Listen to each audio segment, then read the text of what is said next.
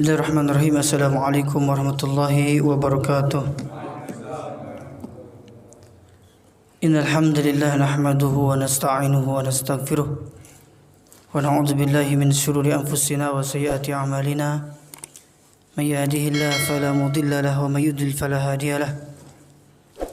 Asyhadu an la ilaha illallah wahdahu la syarika lahu wa asyhadu anna Muhammadan abduhu wa rasuluh. Allahumma salli wa sallim ala nabiyyina Muhammad wa ala alihi wa ashabihi wa man tabi'ahum bi ihsanin ila yaumiddin. Qala Allah ta'ala fil Qur'anil Karim, ya ayyuhalladzina amanu taqullaha haqqa tuqatih wa la tamutunna illa wa antum muslimun.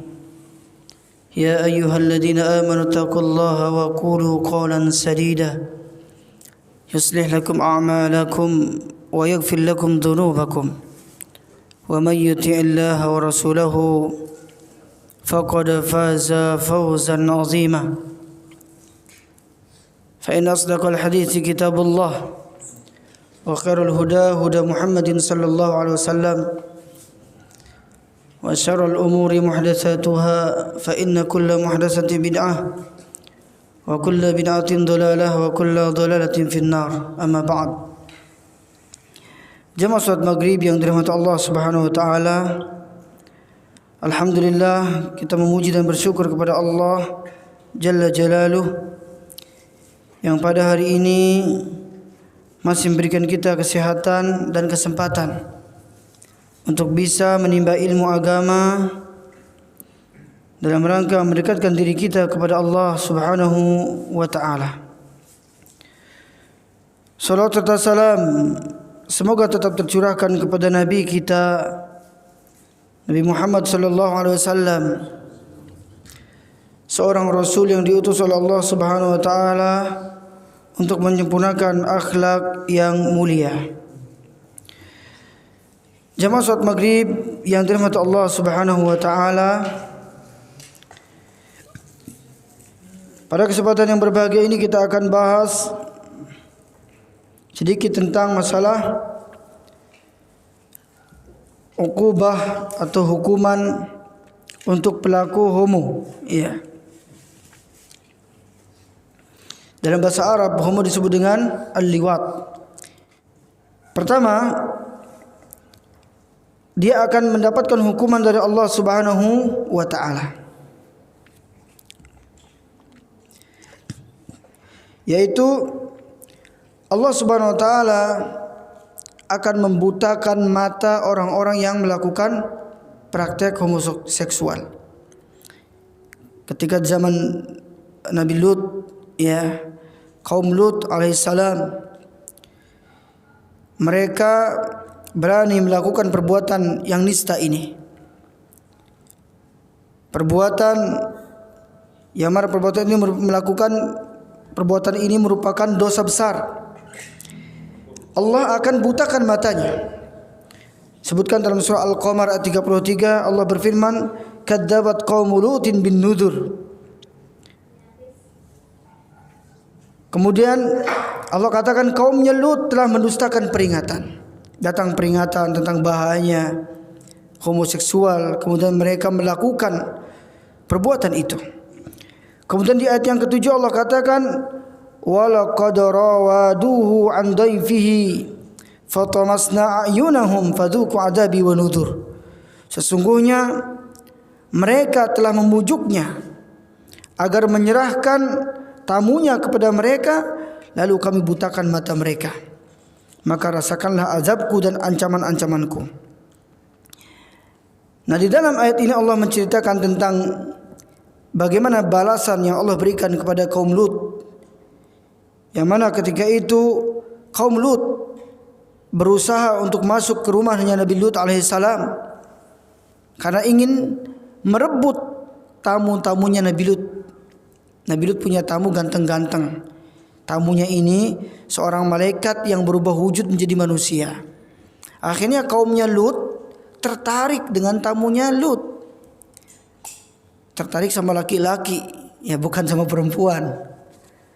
Akhirnya mereka masuk ke rumah Nabi Lut, berusaha untuk merebut tamunya Nabi Lut. Maka keluarlah Jibril alaihissalam, ya, lalu beliau memukul wajah mereka, ya, dengan ujung sayapnya. Malaikat Jibril bentuk aslinya itu punya 600 sayap. Ya, ketika turun di permukaan bumi ini, maka seluruh cakrawala, seluruh permukaan bumi ini akan tertutupi oleh sayapnya malaikat Jibril alaihissalam. Nabi SAW pernah melihat malaikat Jibril 2 kali, bentuk asli malaikat Jibril. Nah, Jibril alaihissalam keluar lalu memukul wajah-wajah mereka dengan ujung sayapnya. Nah, seketika itu mereka menjadi buta. Akhirnya ketika mereka ingin keluar, mereka, ya, keluar kebingungan, sampai disebutkan mereka itu menabrak tembok rumah Nabi Lut alaihissalam. Ya. Kemudian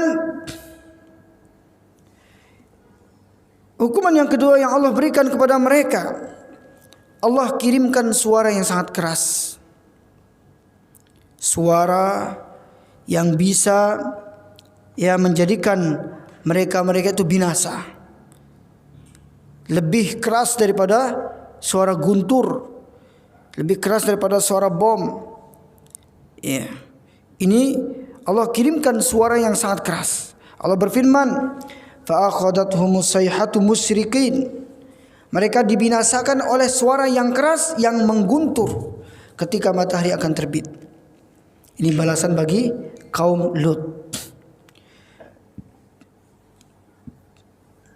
Kemudian hukuman yang ketiga yang Allah kirimkan kepada mereka, bumi yang mereka tempati diangkat dan dibalik. Ya. Allah katakan dalam firman-Nya dalam surah Hud ayat 82, "Falamma jaa amruna ja'alna 'aliyaha safilaha wa amtarna 'alaiha hijaratan min sijilin mandud." Tatkala datang azab kami, kata Allah, kami jadikan negeri kaum Lut yang di atas menjadi ke bawah. Negerinya dibalik sama Allah. Dan kami hujani mereka dengan hujan batu. Dan hujan batu ini dari tanah yang terbakar dengan bertubi-tubi. Ini balasan bagi kaum Lut. Jadi bumi itu akan diangkat oleh malaikat Jibril alaihissalam berdasarkan perintah Allah Subhanahu wa taala. Diangkat dengan sayapnya hingga sampai ke langit dunia. Sampai di langit, kemudian bumi itu akan dibalik. Ya, ini balasan bagi kaum Lut. Kemudian setelah itu akan dilemparkan kembali ke tanah negerinya kaum Lut. Allah katakan wal mu'tafikata ahwa. Negeri kaum Lut yang dilempar ke bawah. Gimana ya negeri dilempar gitu ya? Kita ngelempar sesuatu saja gimana gitu ya, atau ngelempar apalah benda gitu kan dari tempat yang sangat jauh, Pak. Ya, apalagi negeri dibalik kemudian dilempar ke bawah, ya. Kemudian yang keempat, mereka akan dihujani dengan batu. Allah katakan dalam surah Al-Hijr ayat 74, فَجَعَلْنَا عَلِيهَا سَافِلَهَا وَأَمْطَرْنَا عَلَيْهِمْ حِجَارَةً مِنْ سِجِّيلٍ. Kami jadikan bagian atas kota itu terbalik ke bawah dan kami hujani mereka dengan batu dari tanah yang keras. Ya. Kemudian Allah juga katakan musawwamatan 'inda rabbikal musrifin, yang diberi nama oleh Tuhanmu untuk membinasakan orang-orang yang melampaui batas. Jadi setiap batu yang Allah turunkan itu ada namanya. Batu-batunya itu ada nama-namanya. Dan batu yang Allah turunkan untuk kaum Lut untuk membinasakan orang-orang yang melampaui batas. Karena kaum Lut sudah melampaui batas, ya, melakukan praktek homoseksual. Nah, adapun hukuman di dunia yang akan diberikan kepada orang-orang yang melakukan homoseksual. Terdapat beberapa hadis yang menjelaskan hukuman bagi pelaku homo. Pertama, orang-orang yang melakukan homoseksual akan mendapatkan laknat dari Allah.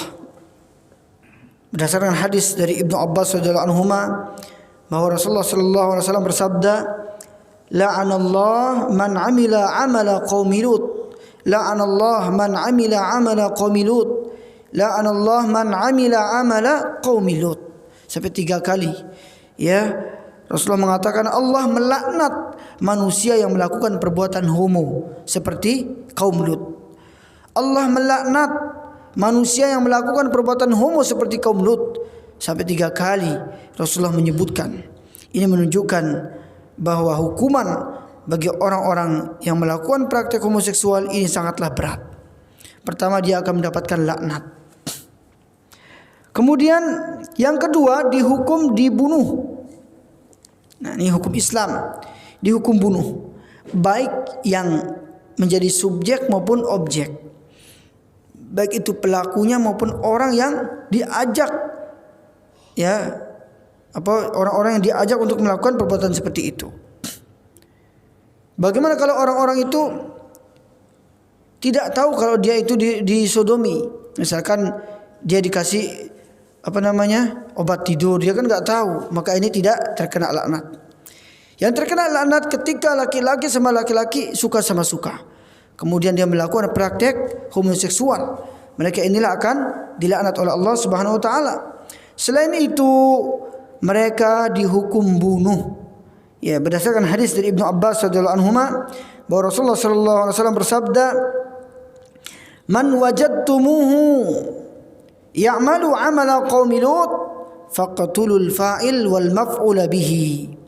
Barang siapa yang menjumpai orang-orang melakukan perbuatan homoseksual seperti kelakuan kaum Lut, maka bunuhlah pelaku dan objeknya. Ya. Jadi ini menurut hadis Rasulullah sallallahu alaihi wasallam, hadis riwayat Ahmad, Abu Daud, dan hadis ini disahihkan oleh Syekh Albani.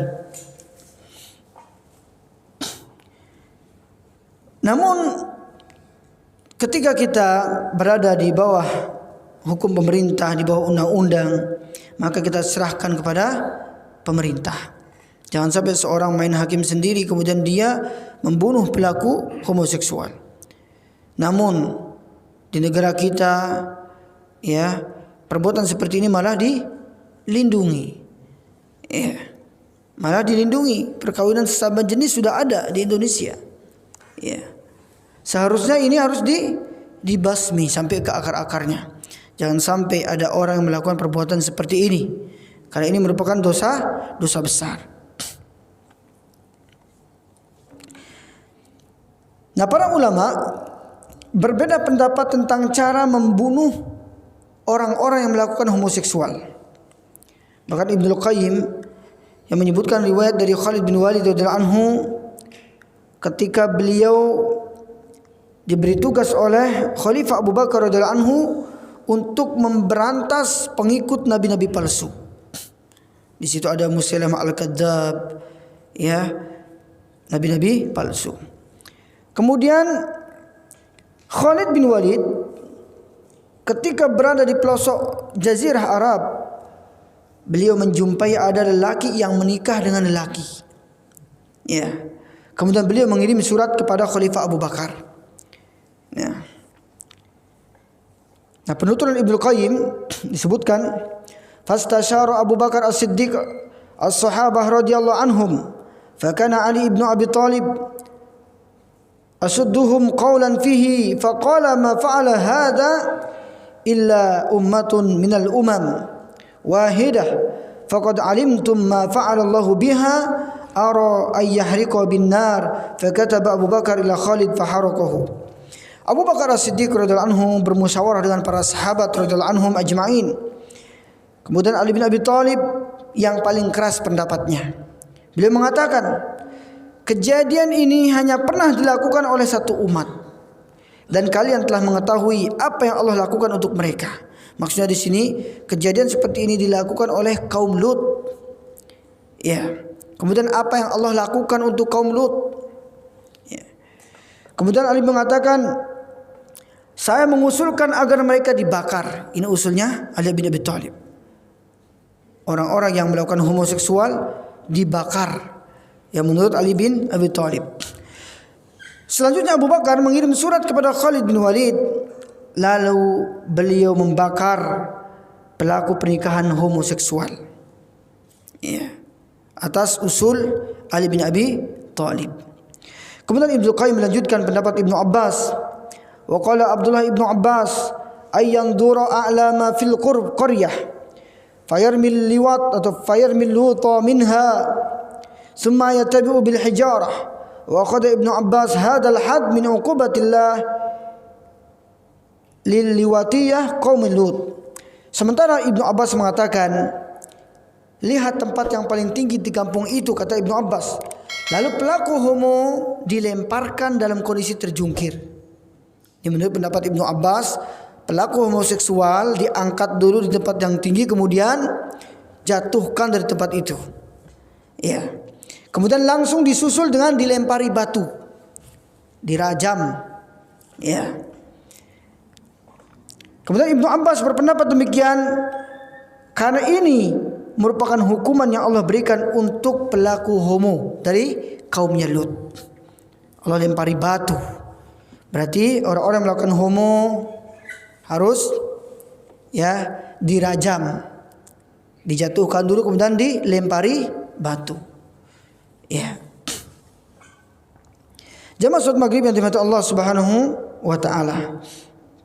Kemudian ada beberapa solusi ya bagaimana agar orang itu tidak terjerumus ke dalam praktek homoseksual.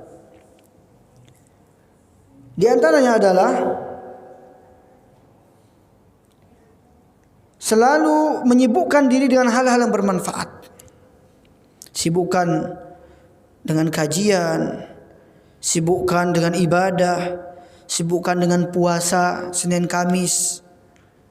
Ini bagi orang-orang misalkan belum menikah, perbanyak puasa. Agar apa? Agar tidak terjadi hal-hal yang tidak diinginkan.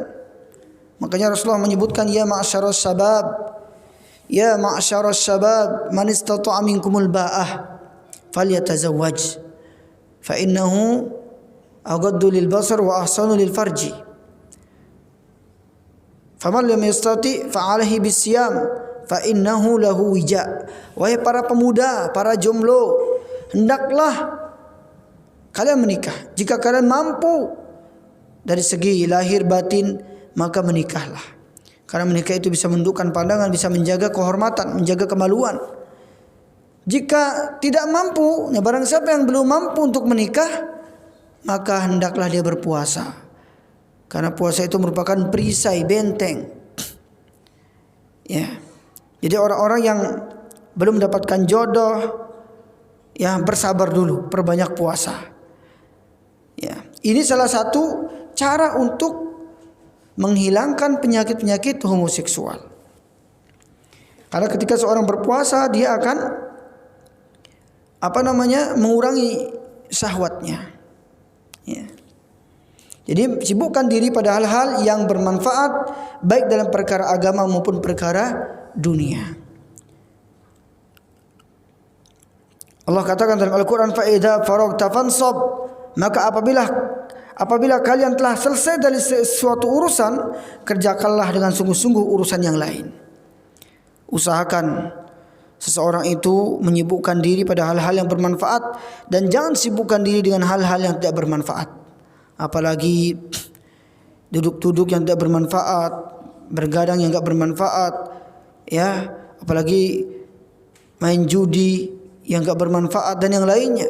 Intinya, ketika seorang duduk-duduk, maka duduk-duduklah dengan orang-orang yang bisa memberikan manfaat kepadanya, baik itu manfaat ilmu dan yang lainnya.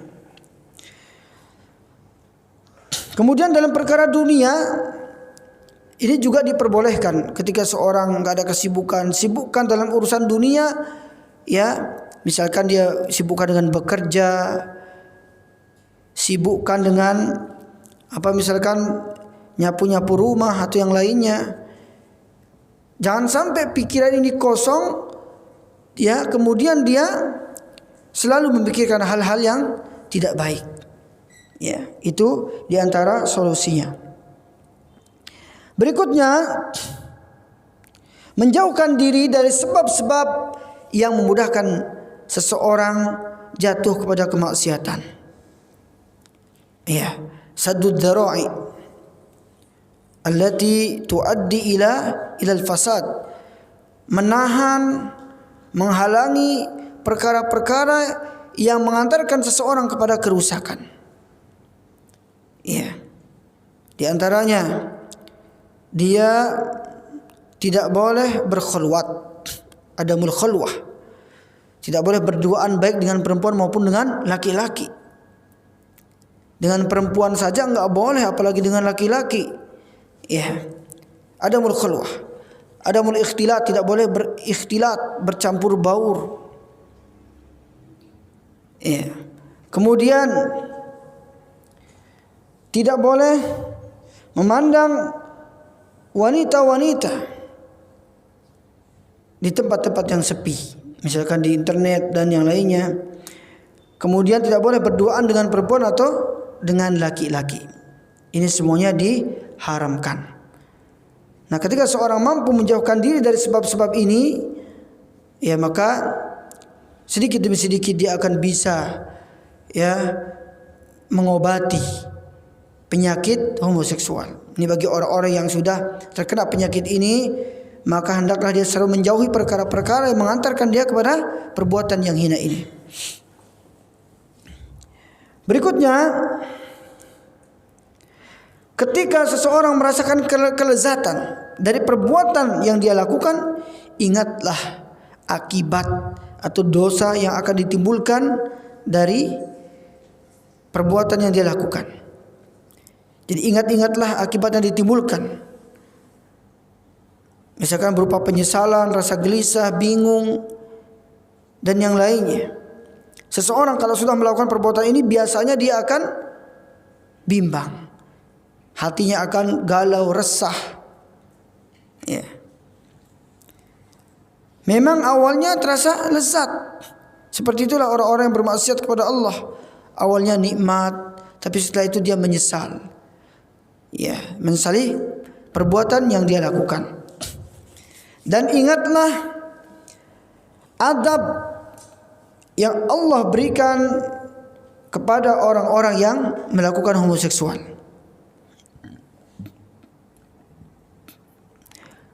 Berikutnya, orang yang berakal tidak akan meninggalkan sesuatu yang dia cintai kecuali demi sesuatu yang lebih dia cintai lagi. Misalkan orang berakal, dia cinta sama sesama jenis, suka sama jenis, maka hendaklah dia tinggalkan sesuatu yang dia cintai, ya, demi apa? Untuk meraih cintanya Allah. Ada Allah yang lebih kita cintai daripada hanya sekedar makhluk Allah. Kalau orang berakal, pasti dia akan lebih mendahulukan akalnya daripada nafsunya. Tapi kalau orang sudah mengikuti nafsu, dia sudah tidak ingat apa-apa lagi. Dia sudah tidak ingat dosa, tidak ingat Allah, karena akalnya sudah dikalahkan oleh nafsunya. Bahkan dia lebih sesat lagi daripada binatang ternak. Ya, karena ngikuti nafsu. Ya, makanya nafsu ini, Pak, banyak sekali menjerumuskan manusia. Gara-gara nafsu orang gak mikir apakah itu dosa atau tidak, dia gak mikir. Gak mikir tentang adab Allah Subhanahu wa taala. Yang penting dia lakukan perbuatan itu. Iya. Akhirnya semua kemaksiatan akan berani dia lakukan, dan di dalam dirinya tidak ada rasa malu sama sekali. Ya, ini bagi orang-orang yang akalnya dikalahkan oleh syahwatnya. Di dunia selalu mengikuti nafsu. Jamaah salat maghrib yang dirahmati Allah Subhanahu wa taala. Kemudian berikutnya, agar orang-orang terhindar dari penyakit ini, hendaklah dia selalu berdoa kepada Allah, meminta pertolongan kepada Allah agar Allah menghilangkan keburukan ini. Jangan sampai seorang itu merasa bangga ketika dirinya sudah mendapatkan hidayah. Karena banyak orang-orang ketika dia sudah mendapatkan hidayah bisa terjerumus ke dalam kemaksiatan. Oleh karenanya tidak boleh seorang itu merasa bangga, merasa ujub. Karena yang namanya manusia tepatnya salah dan lupa. Ya, siapapun itu pernah salah dan lupa. Maka kita selalu mohon hidayah kepada Allah. Setiap kita solat, kita selalu mohon ihdinas siratal mustaqim. Ya Allah, tunjukilah kami ke jalan-Mu yang lurus. Ini menunjukkan kita ini selalu butuh sama Allah, selalu butuh hidayah dari Allah. Selalu berdoa kepada Allah Subhanahu wa taala. Dan ingat, yang namanya hati manusia itu tidak bisa terus-terusan dia istiqomah tanpa diiringi dengan doa kepada Allah Subhanahu wa taala. Karena namanya hati itu kan bisa berbolak-balik. Ya, al-imanu yazidu wa yanqus. Iman itu bisa naik dan bisa turun. Yazidu bit ta'ah wa yanqus bil ma'siyah. Iman itu bisa naik, bisa bertambah dengan ketaatan, dan iman itu bisa berkurang karena kemaksiatan. Maka Rasulullah sallallahu alaihi wasallam menganjurkan kepada kita untuk berdoa kepada Allah, ya muqallibal qulub tsabbit qalbi ala dinik, wahai yang bolak-balikan hati, teguhkanlah hatiku di atas agamamu. Kenapa Rasulullah membaca doa ini? Kata Rasulullah, innahu laisa adamiyun illa wa qalbuhu baina usbu'aini min asabiillah, faman syaa'a aqama wa man syaa'a zaga. Ketahuilah sesungguhnya hati manusia itu berada di genggaman Allah. Barang siapa yang Allah kehendaki, maka Allah bisa menjadikan dia itu berada di atas kebenaran. Dan barang siapa yang Allah kehendaki, Allah bisa saja menggelincirkan dia. Siapapun orang yang Allah kehendaki untuk mendapatkan hidayah, maka tidak ada seorang pun yang mampu menyesatkannya. Begitu juga ketika Allah menyesatkan manusia, maka tidak ada seorang pun yang bisa memberikan petunjuk kepadanya. Maka banyak manusia, terkadang awalnya dia bisa istiqomah, tiba-tiba dia bisa bermaksiat kepada Allah Subhanahu wa taala. Jamaah salat maghrib yang dirahmati Allah Subhanahu wa taala. Kemudian hendaklah seorang itu bertaubat dengan taubatan nasuha. Apapun dosa yang dilakukan oleh hamba-hamba Allah, ketika dia bertaubat dengan sebenar-benar taubat, Allah akan bukakan pintu taubat itu. Siapapun itu. Tapi dengan syarat ketika dia bertaubat, taubatnya betul-betul karena Allah Subhanahu wa taala. Taubatnya bukan karena manusia. Taubatnya bukan karena takut dicemooh. Tapi taubatnya murni karena Allah Subhanahu wa taala. Syaratnya ada 3. Yang pertama an-nadam, menyesali perbuatan dosa yang pernah dia lakukan. Yang dulu mungkin ya ada orang-orang yang pernah melakukan praktek homoseksual, kemudian dia bertaubat kepada Allah dengan taubatan nasuha dan menyesali perbuatan itu. An-nadam. Kemudian yang kedua, al-azmu ala alla ya'uda ilal ma'siyah. Bertekad untuk tidak kembali kepada kemaksiatan itu. Bertekad untuk tidak kembali kepada perbuatan dosa seperti homoseksual ini. Ya. Dan dia berusaha untuk berubah. Kemudian yang ketiga, tarkud dzunub, meninggalkan dosa-dosa, baik dosa kecil maupun dosa besar. Ya. Yang dulunya pernah melakukan perbuatan seperti itu, dia akan meninggalkan semua perbuatan itu. Ini yang disebut dengan taubatan nasuha. Ada orang yang mengaku dirinya bertaubat tapi masih mengulangi perbuatan itu, berarti dia berdusta kepada Allah. Seorang ulama pernah mengatakan bihasbi imri'in minal kadhib ayyakula astaghfirullah thumma ya'udu.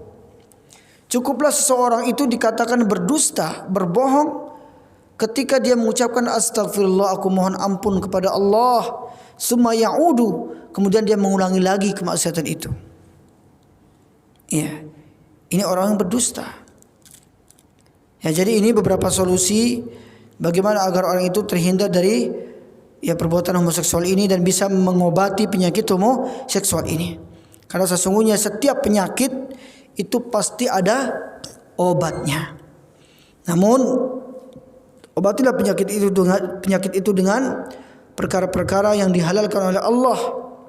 Jangan mengobati sesuatu dengan perkara yang diharamkan oleh Allah Subhanahu wa taala.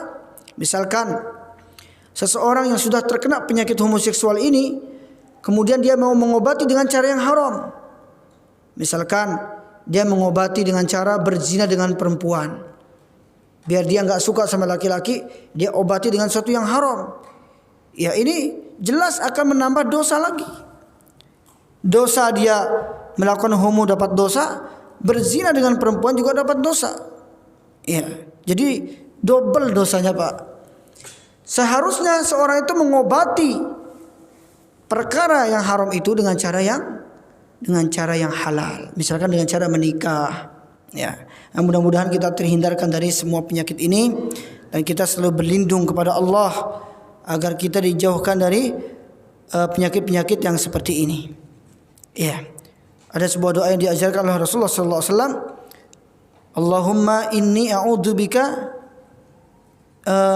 min su'il akhlaq wal a'mal wal ahwa. Ya Allah, aku mohon kepadamu dari buruknya akhlak, dari buruknya amal, dan dari buruknya hawa nafsu. Mohon sama Allah Subhanahu wa taala. Kemudian kita berdoa, Allahumma inni as'aluka fi'lal khairat wa tarkal munkarat. Ya Allah, aku mohon kepadamu agar aku bisa istiqomah melakukan kebaikan-kebaikan, dan aku mohon kepadamu agar aku bisa istiqomah meninggalkan kemungkaran-kemungkaran. Ya, mudah-mudahan apa yang saya sampaikan bermanfaat bagi kita semua. Kita akhiri dengan doa kafaratul majlis. Subhanakallahumma wa bihamdika asyhadu an la ilaha illa anta astaghfiruka wa atubu ilaik. Wassalamualaikum warahmatullahi wabarakatuh.